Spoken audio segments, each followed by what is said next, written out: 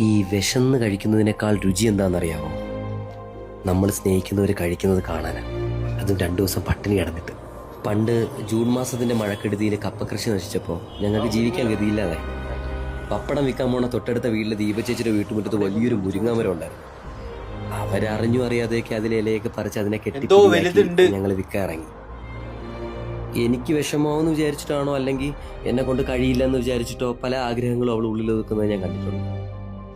എന്നിട്ട് ഞാനതൊക്കെ കണ്ടില്ലെന്ന് നടിച്ചു. അല്ലെങ്കിൽ ഒന്നും സാധിച്ചെടുക്കാൻ പറ്റുന്ന ഒരു സാഹചര്യം ഇല്ലായിരുന്നു. ഒരു ദിവസം അവൾക്ക് ചുട്ടുപൊള്ളുന്ന പനി വന്നു. വിഷമമുണ്ടോടി? അനുഭവിച്ചവരുണ്ടോ? വെറും ചൂടുവെള്ളവും നനഞ്ഞൊരു കീർത്തുണിയും മാത്രമായിരുന്നു ഏക ആശ്വാസം. മരുന്നിന് പോയിട്ട് ഒരു നേരത്തെ ആഹാരം കൊടുക്കാൻ പോലും എൻ്റെ കയ്യിലൊന്നും ഉണ്ടായിരുന്നില്ല.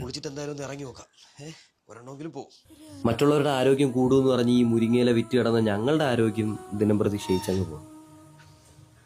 അന്ന് ഞാൻ തീരുമാനിച്ചു, സഹതാപം.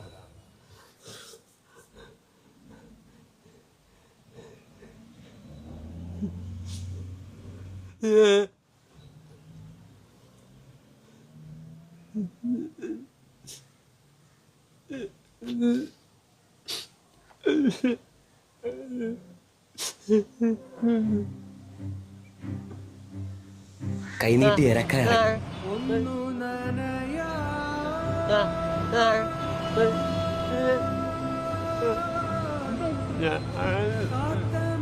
കണ്ണി കണ്ടവരോടൊക്കെ കെഞ്ചി കാല് പിടിച്ചു.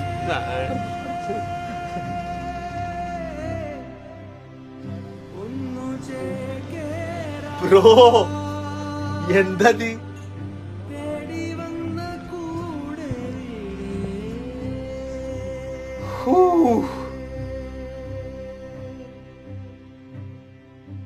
അങ്ങനെ ആ ദിവസം ഞങ്ങളുടെ വീട്ടിലും വെളിച്ചം വീണു.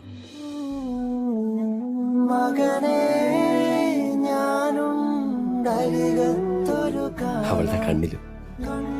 ഒരുപാട് നാളിന് ശേഷം എന്റെ ഗീതുവിന്റെ ചുണ്ടിൽ ഞാൻ ചിരിയുണ്ട്.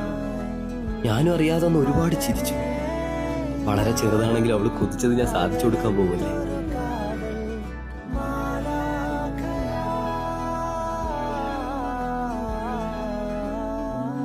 ഒരു സാധാരണ ബിരിയാണി,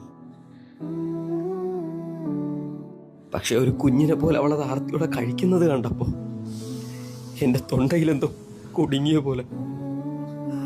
അന്ന് തോന്നിയ വികാര സന്തോഷമാണോ സങ്കടമാണോ എന്ന് എനിക്കറിയില്ല. പക്ഷെ ഞങ്ങളുടെ മനസ്സും വയറും അന്ന് അത്രയ്ക്ക് നിറഞ്ഞിട്ടുണ്ടായിരുന്നു. ആർക്കും അറിയില്ല, ആരോടും പറഞ്ഞിട്ടുമില്ല, ആരോടും പരിഭവമില്ല. അതെങ്ങനെ കണ്ടെടുത്തത് എനിക്കറിയില്ല. എജാതി മേക്കിങ്, എജാതി കണ്ടന്റ് ബ്രോ. എന്ത് കണ്ടന്റ് അത്? ഒരു ബിരിയാണിക്ക് വേണ്ടിയിട്ട്. എന്തായാലും ബ്രോന്റെ ആക്ടിങ് ഒരു രക്ഷയില്ല. എനിക്ക് ഭയങ്കര ഇഷ്ടമായി. ലാസ്റ്റിക്ക് നിങ്ങൾക്ക് ആ അഭിഷേകാരന്റെ മാതിരി ആയത് ഭയങ്കര എന്താ പറയാ, അവിടുന്നാണ് സംഭവം തോടത്തണ്. ഞാൻ ഇതിന്റെ എൻഡിങ്ങിൽ ഇങ്ങനെയാന്ന് വിചാരിച്ചു, പക്ഷെ സൂപ്പർ ആയിക്കണു സാധനം ബ്രോ. വേറെ ലെവൽ, നെക്സ്റ്റ് ലെവലാണ്.